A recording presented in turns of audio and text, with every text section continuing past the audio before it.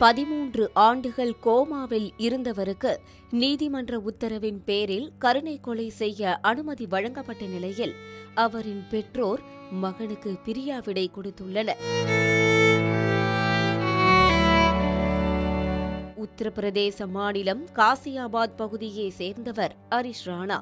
இவர் கடந்த 2013ஆம் ஆண்டு தங்கும் விடுதியில் தங்கியிருந்தபோது 4வது மாடியில் இருந்து கீழே விழுந்துள்ளார். தலையில் பலத்த காயம் ஏற்பட்டு அவரது மூளை நிரந்தரமாக சேதமடைந்தது. அதோடு விபத்து நடந்த சிறிது நேரத்திலேயே அவரது உடல் செயலிழந்து அவர் ஆழ்ந்த கோமா நிலைக்கு சென்றார்.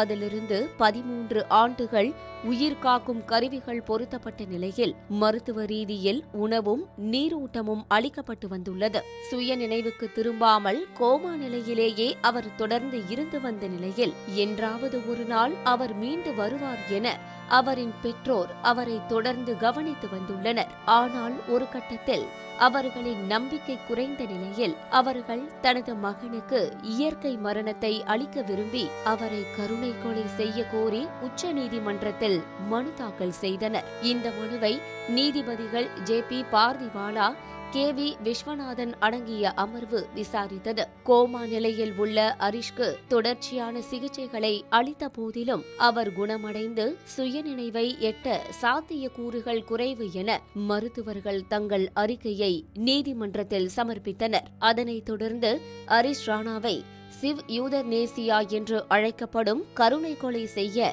நீதிபதிகள் அனுமதியளித்தனர். இந்த தீர்ப்பின்படி ஹரிஷ் ராணா டெல்லியில் உள்ள எய்ம்ஸ் மருத்துவமனைக்கு கொண்டு வரப்பட்டு அவருக்கு அளிக்கப்பட்டு வந்த உயிர்காக்கும் மருத்துவ உபகரணங்கள் அகற்றப்படும். மேலும் அவருக்கு உணவு குழாய் மூலம் அளிக்கப்பட்டு வந்த உணவும் நிறுத்தப்படும். அதே நேரம் அவருக்கு அடிப்படை மருத்துவம் மட்டும் தொடர்ந்து வழங்கப்படும். எனினும் ஹரிஷ் ராணாவின் உயிர் உடனே பிரியாது என்றும் உணவு, உயிர் காக்கும் கருவிகள் நீக்கப்பட்டதால் இயற்கையான முறையில் அவர் எப்போது வேண்டுமானாலும் மரணமடையலாம் என்றும் மருத்துவர்கள் சார்பில் கூறப்பட்டுள்ளது. இதனிடையே உயிர்காக்கும் கருவிகள் அகற்றப்பட்டு தங்கள் மகனுக்கு அவரின் தாய் பிரியாவிடை கொடுக்கும் வீடியோ காட்சிகள் வெளியாகி உருக்கத்தை ஏற்படுத்தியுள்ளது.